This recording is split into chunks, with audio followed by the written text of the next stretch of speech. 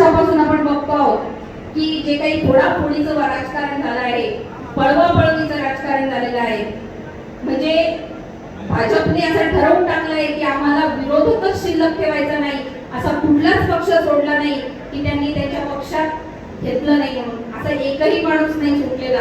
त्याच्यामुळे आपल्याला या सगळ्या गोष्टी बघणं गरजेचं आहे की हे यांना वरच्या लेवलला काही करू द्या, परंतु खाली खरं तर खालचे लोक सगळे व्यवस्थित आहेत, जागेवरच आहेत, पण तरी सुद्धा आपल्या कुणीही राग रुसवा कुठलाही प्रकार असा घडला नाही पाहिजे.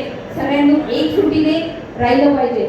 बांधवांनो, आपल्या महाराष्ट्राला सुसंस्कृत असा राजकारणाचा वारसा आहे, राजकारणाची परंपरा आहे.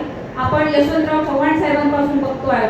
तसंच या पाचोरा वडगाव मतदारसंघाला सुद्धा राजकीय सुसंस्कृत असा वारसा होता. मग ते सुखरू अण्णा पाटील असतील किंवा हेमप्पू असतील, ओंकाराप्पा असतील, तात्यासाहेब असतील.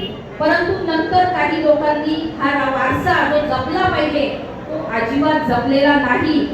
अगदी खेळीमेळीचं वातावरणामध्ये तुम्ही राजकारण केलं पाहिजे किंवा हेल्दी राजकारण केलं पाहिजे.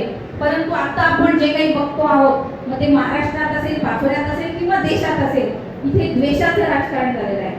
हे द्वेषाचं राजकारण कुठेतरी थांबलं पाहिजे, हे आपण सगळ्यांनी लक्षात घेतलं पाहिजे आणि त्या पद्धतीने आपली वाटचाल असली पाहिजे.